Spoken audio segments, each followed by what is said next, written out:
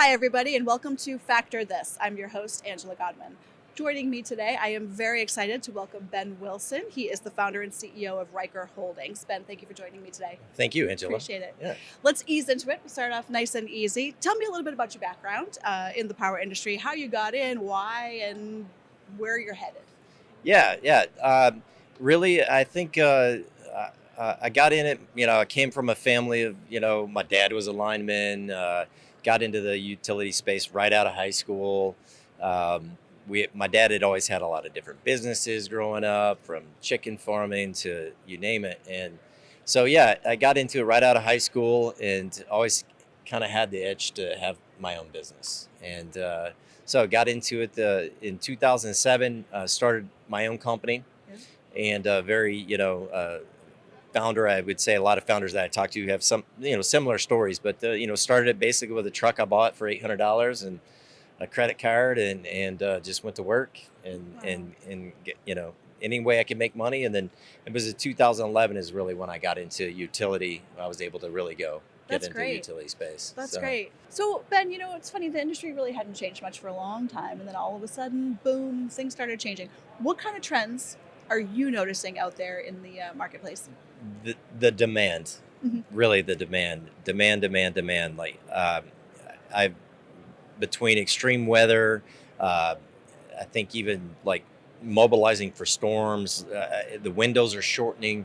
We need to get to the storm to turn the power on quicker. How do we get demand? How do we not overstretch our people that we have? How do we train?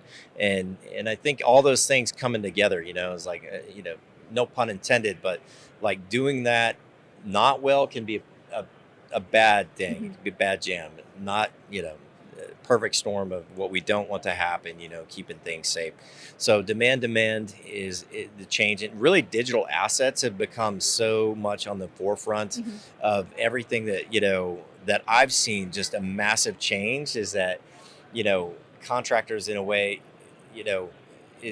we're required to like protect digital assets from both the owner and internally, and really put so much effort onto that, more than we've ever experienced in the last 3 years. Digital audits, how do we keep, our data safe and having, the security risk. So really it's been a big, massive change that, it's been exciting. It was slow at first, and then it's just like, bam, Yeah. it's like we're here. So yeah, that's been the biggest changes, just the demand. How do we get the work done, and how I keep going on about the small businesses. I really think that's the answer to get our customer service, to get the work done, to keep people safe, to keep culture, and really get that employee demand. Keep that filled. That's great. That's awesome. So, we have an aging grid. That's no secret. Big topic in the industry. The largest increase in demand we've had in the past decade, data centers, for example, are being a big draw, on the grid. We're seeing a lot of extreme weather events, so a lot of challenges out there. Talk to me about how contract utility companies can help customers manage these changes and the dynamics that are happening out there in the industry right now, and maybe how your solutions can help address that. Absolutely. It was in 2021. I think this will answer all the questions. In 2021, we had grown the company really, from scratch, from bootstrapping it up to, pushing 1,000 employees. And the things that we had really seen is like, you become, as a singular contractor, almost a risk. Everybody, you want the resource of a large contractor, and I think as there's so much drive, so much work, it's like in 21 when we created Ryker Holdings, it's just like how do we utilize our skills that we're good at, things that we're passionate about, to get this work done. And I'm very passionate that we do it not with one huge company, we do it with an army of companies. Army of small businesses, small family businesses. And I think what I've heard over the years, and just the drive that these founders have, that's how we get the work done. It's not with you've got your big investment companies, you got your big private equity companies, you've got the big IOUs. At the end of the day, it's a relationship business. And so when we started Ryker, really the vision on the table was like there was a book I'd read years ago called Army of Davids. Mhm. And this book was really about how culture's changing.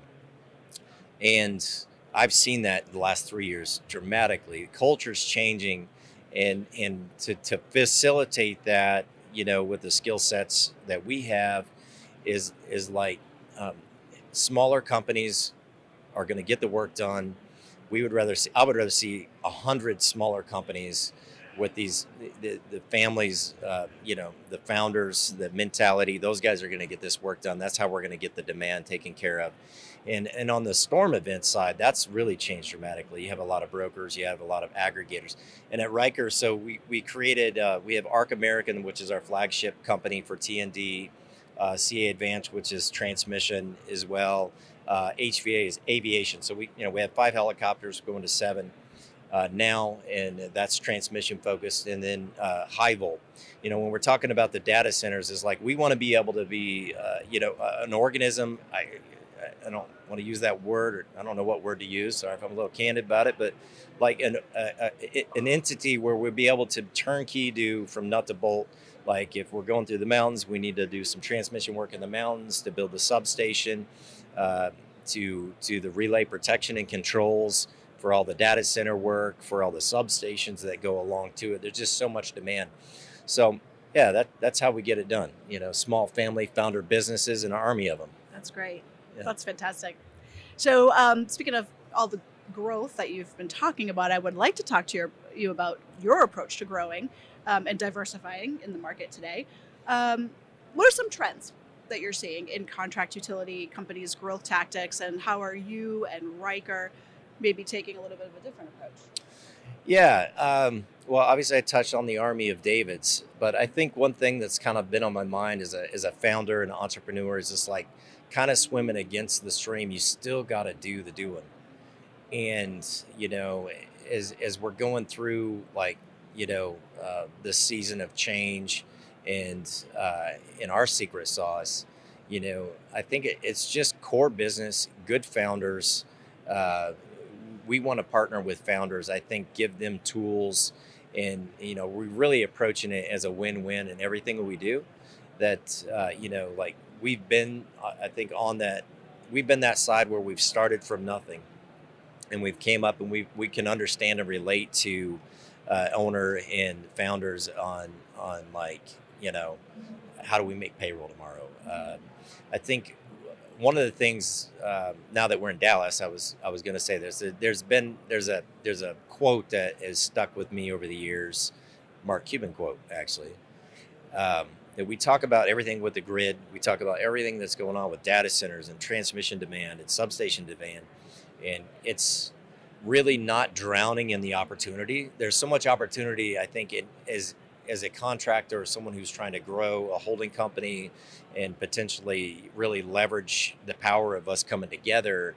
It's like not drowning from the opportunities, keeping our core business the core business, making them make sense, doing what we say we're going to do, showing up and doing the work, because at the end of the day, we got to have the guys doing the doing, So you talked a little bit about small businesses. Why do you think now is the best time, maybe more than ever, to support small businesses?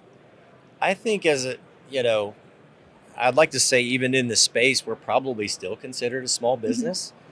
And I think, you know, as much as there is the demand, really, I think we have a responsibility, both in the public and private sector of this space, to support local families, the work that we're seeing in program work. It's these are founders that, those money stay in the state. I think it's so important that we support that. I really do. That I think we have more than just, we have a responsibility. You hear a lot about ESG and things like that, and all the demand to meet the space, and we have a responsibility to ourselves. I think it just is a founder of a small business to support small business. That's how we get the work done. We have a responsibility to our communities and to really grow them, to support them. That's what drives our economy. small business. That's what's going to drive this transformational change in data centers and energy upgrades and infrastructure, reliability. That's what's going to drive it. And we have a responsibility to do that. Do you think there's a such thing as growing too fast or too much? Absolutely, absolutely, absolutely. And that was a with the quote with Mark Cuban there about drowning in opportunities. And I see this as like um, you know, uh,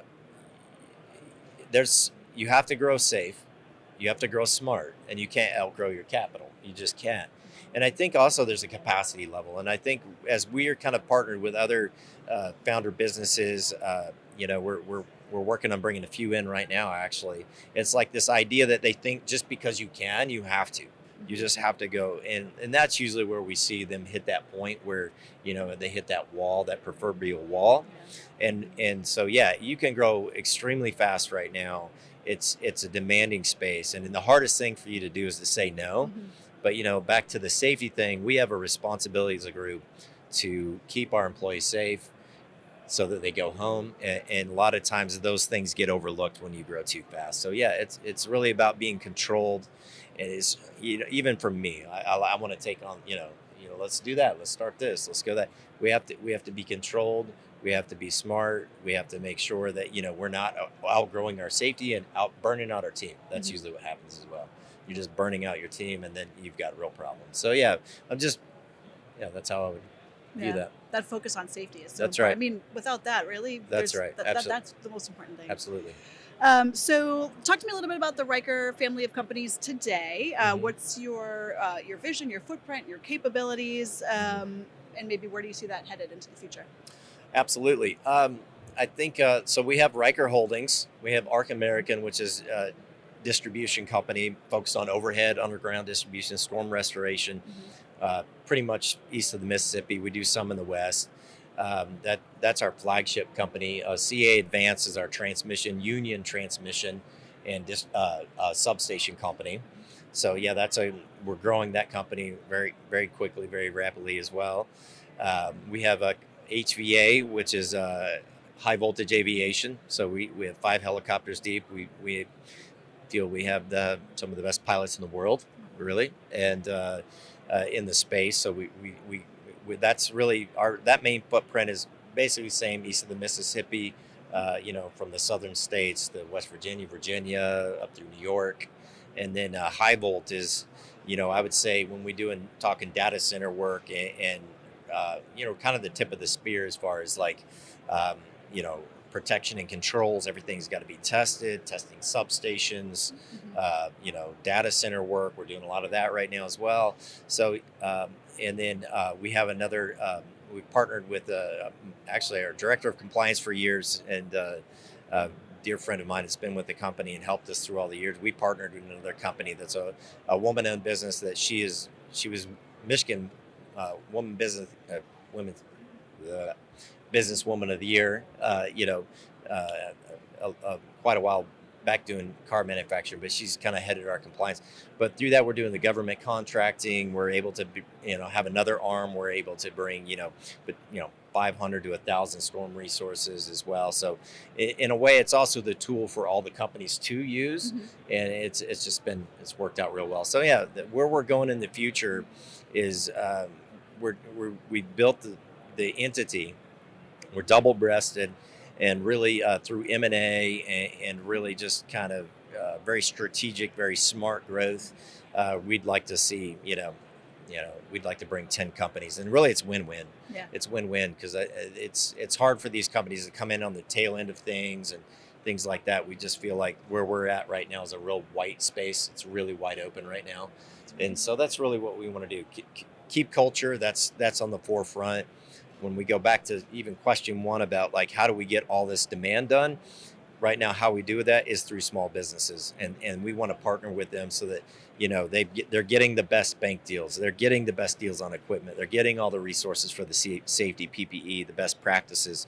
So like that's really what we're trying to do. That's Yeah. great. That's great.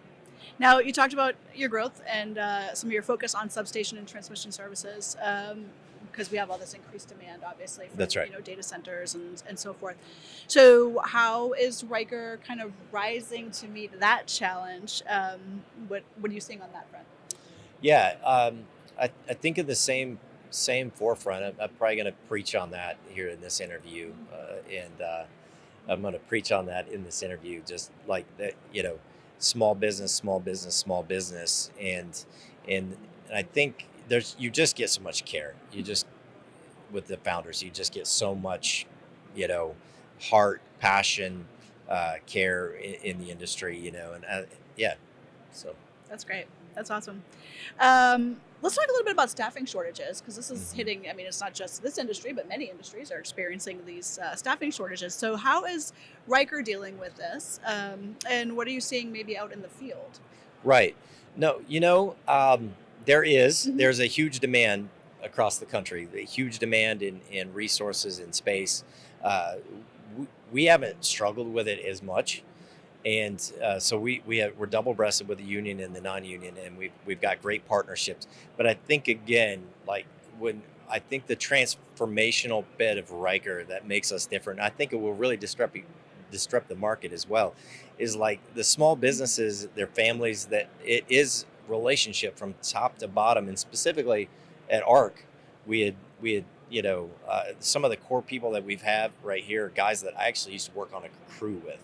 So my vice presidents, like the guys that we used to kind of wrestle around on the job, and so they're kind of it's a relation. People want to work where they want to work, and so I feel like we also are really bringing in that kind of a ground floor opportunity, for these guys as well. So I think that's how we do it. That's why I am really passionate about that aspect. It's like it's you're not a number when you have 70 guys or 100 guys, out here doing it.